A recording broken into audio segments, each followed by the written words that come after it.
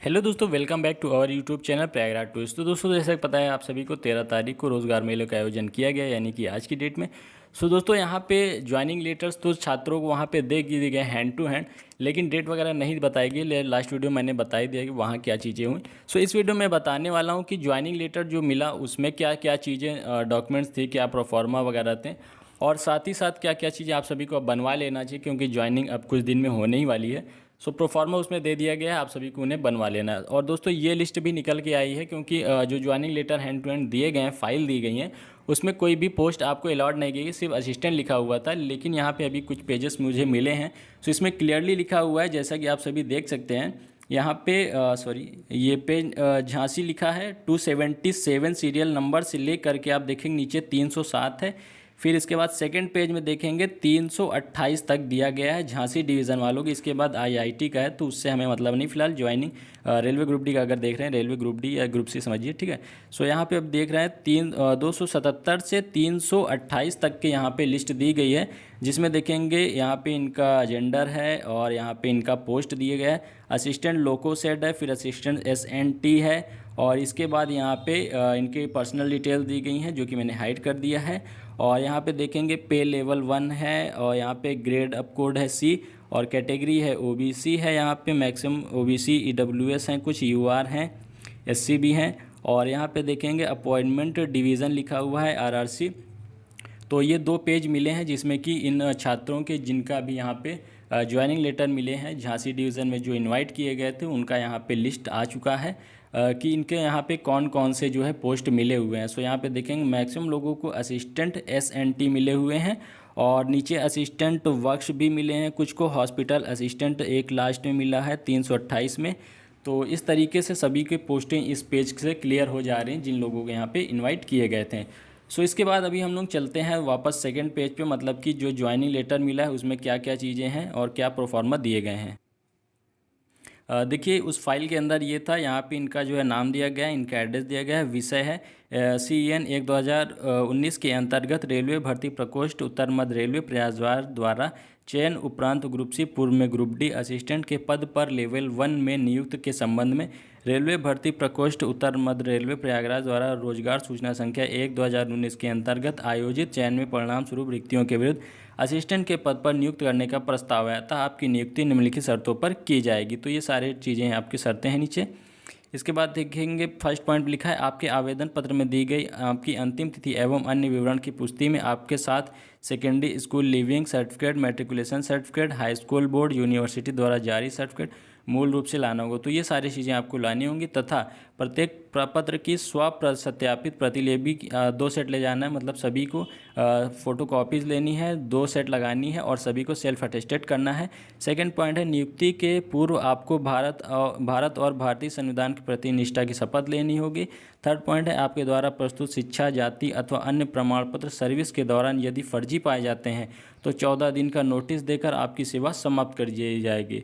Fourth point है, सरकारी सेवा की अपरिहार्यता और रेल प्रशासन की आवश्यकताओं के अंतर्गत आपको कभी भी उत्तर मध्य रेलवे के किसी भी स्टेशन पर नियुक्ति की जा सकती है। फिफ्थ पॉइंट है, आपको रेल सेवा आचरण नियम एवं रेल सेवा संबंधित अन्य रेल नियम उप नियमों का पालन करना होगा। 6 पॉइंट है, आपको संलग्न चयनित प्रमाण पत्र पर अंतिम शिक्षण संस्थान के प्राचार्य या कोई भी राजपत्रित अधिकारी द्वारा हस्ताक्षर करवाना अनिवार्य है एवं प्रथम श्रेणी मजिस्ट्रेट, एग्जीक्यूटिव मजिस्ट्रेट या जिला मजिस्ट्रेट से सत्यापित करवाना होगा।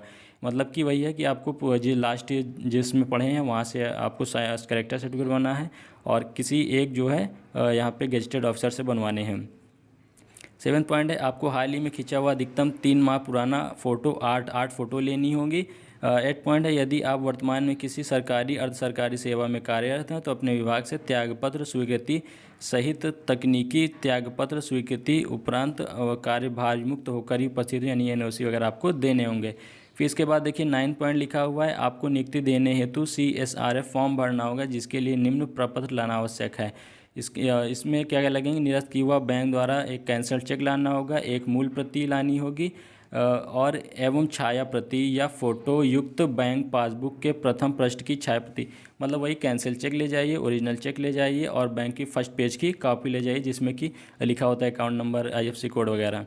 और फिर इसके बाद लिखे हुए हैं बैंक खाता संख्या, IMFC कोड दर्शाया गया हो, पैन कार्ड की प्रति 5 छाया प्रति पैन कार्ड की 5 ले जानी है, आधार कार्ड की 5 फोटोकॉपी, यदि आधार कार्ड में स्थायी पता भिन्न हो तो चुनाव पहचान, voter ID, driving licence, ration card, passport आदि में से किसी एक की प्रति लाना आवश्यक है। 5 छाया प्रति मतलब एक ओरिजिनल और 5 फोटोकॉपी ले जानी है। अभ्यर्थियों को रेल सेवा में नियुक्ति के पहले वेतन बनाने के लिए CSRF फॉर्म भरने के लिए परिवार के सदस्यों आश्रितों का विवरण, जन्मतिथि एवं बैंक पासबुक के प्रथम पृष्ठ की प्रति लाना आवश्यक है, अन्यथा CSRF फॉर्म के अभाव में वेतन भुगतान किया जाना संभव नहीं। मतलब कि जब आपका वेतन मिलेगा तो मिलेगा, फिलहाल के लिए ये सब आपके बनाए जाएंगे, CSRF फॉर्म भरने होंगे। पैन कार्ड व आधार कार्ड में नाम, जाति या कोई मिलान हाई स्कूल के प्रमाण पत्र से अवश्य किया जाना सुनिश्चित करें।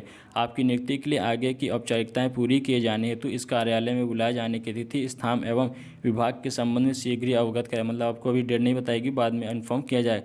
बुलाए जाने की तिथि पर आपको भेजे गए समस्त अपेक्षित प्रपत्र, संख्यात्मक फॉर्म एवं चरित्र प्रमाण पत्र आदि को पूर्ण रूप के करने के उपरांत इस कार्यालय में उपस्थित हो। मतलब सारे डॉक्यूमेंट जो यहाँ पे दिए गए हैं इन सबको आप अब बनवा सकते हैं। जब भी आपको बुलाया जाएगा बस आपको लेके जाना है। सो आप सभी सारे डॉक्यूमेंट्स बनवा सकते हैं। अभी और आगे देखते हैं हम लोग। संलग्न एक संख्यात्मक फॉर्म एवं चरित्र प्रमाण पत्र 2 मूल प्रति में भरें। तो ये सभी आप सभी को अटेस्टेशन फॉर्म वगैरह ले जाने होंगे।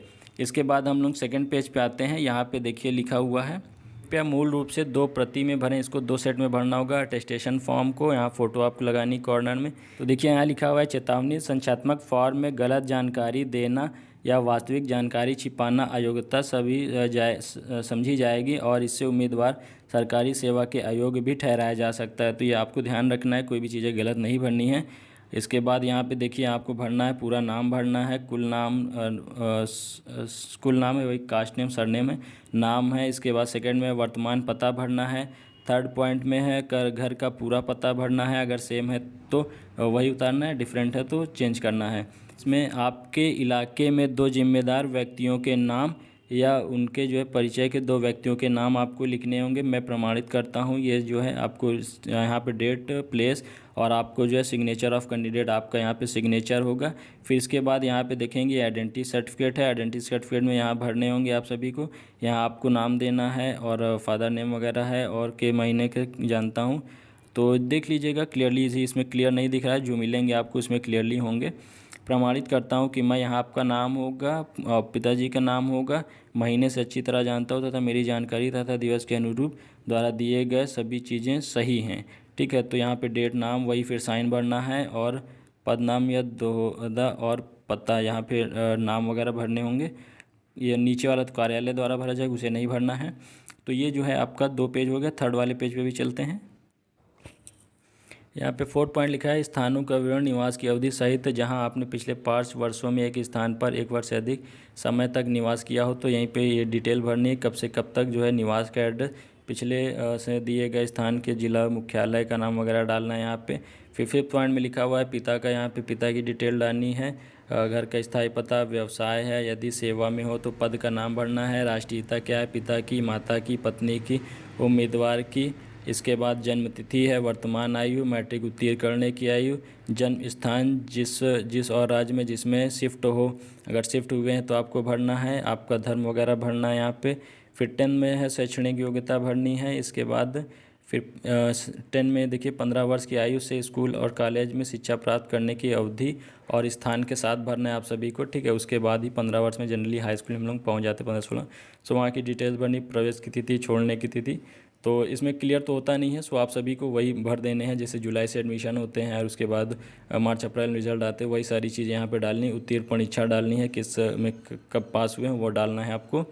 यदि आपकी कभी नियुक्ति हुई हो तो उसका विवरण दें। अगर कहीं आप सिलेक्टेड हुए, ऑलरेडी पहले सिलेक्टेड वगैरह हुए, तो उसका डिटेल आपको भरनी, कब से छोड़ा, कब तक किया, कार्यालय का नाम, पिछली नौकरी छोड़ने का कारण वगैरह भरना है आप सभी को। फिर इसके बाद यहाँ पे देखिए लिखा है, यदि पिछली नौकरी भारत सरकार या राज्य सरकार, भारत सरकार द्वारा योजना या राज्य सरकार द्वारा के निकाय के अंतर्गत की गई हो तो यहाँ पे डालना है डिटेल उसकी आपकी।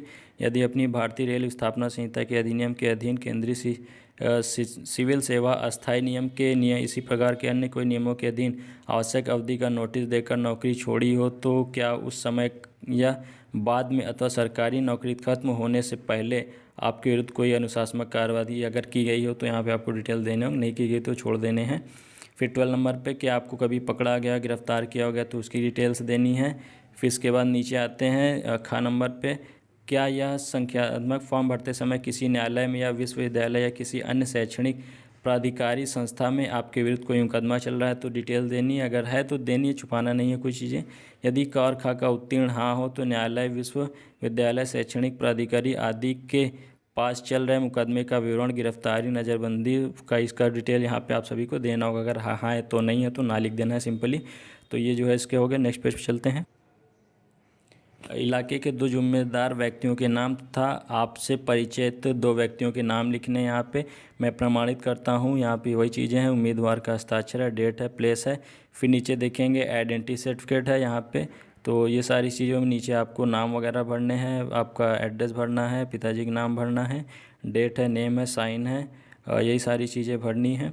फिर इसके बाद कार्यालय द्वारा नीचे भरा जाएगा, उसे आपको छोड़ देना है। फिर नीचे एक पेज है, मूल रूप से 2 प्रतियों में भरें। ये सर्टिफिकेट ऑफ कैरेक्टर है, तो कैरेक्टर सर्टिफिकेट बनवाना है। यहाँ पे नाम, पिताजी का नाम है, फॉर द लास्ट ईयर इतने मंथ एंड सो दैट। ये कॉलेज के द्वारा आप सभी को बनवा लेने हैं, कॉलेज के द्वारा भरे जाएंगे। यहाँ पे इसको आपको नहीं भरना है, कॉलेज के द्वारा भरे जाएंगे, ठीक है। यहाँ पे प्लेस, नाम, रजिस्ट्रेशन, अटेस्टेशन अथॉरिटी का नाम वगैरह होगा। तो दोस्तों ये जितने भी पेजेस ज्वाइनिंग लेटर वाली फाइल में दिए गए थे प्रोफार्मा, वो सारी चीज़ों को मैंने दिखा दिया, क्या क्या चीज़ें आपको बनवानी है, सारी चीज़ें मैंने एक्सप्लेन कर दी है।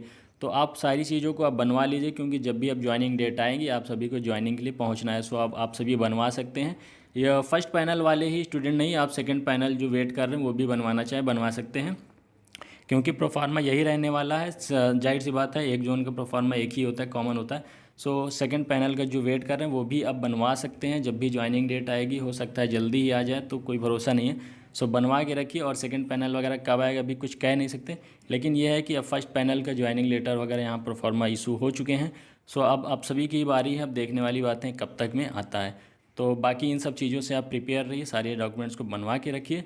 बाकी कोई क्वेरीज होती है आप मुझसे पूछ सकते हैं, टेलीग्राम में भी पूछ सकते हैं, और इंस्टाग्राम की लिंक भी आपको डिस्क्रिप्शन मिल जाएगी, वहाँ से भी मुझे कांटेक्ट कर सकते हैं। तो उम्मीद है आपको सारी चीज़ें क्लियर होंगी। चलिए फिर जो भी चैनल पे नए हो, चैनल सब्सक्राइब करके बेल नोटिफिकेशन ऑन कर लीजिएगा, और टेलीग्राम चैनल की लिंक आपको डिस्क्रिप्शन मिल जाएगी, जोर से ज्वाइन कर लिए। चलिए फिर मिलते हैं नेक्स्ट वीडियो में। Thank you, bye.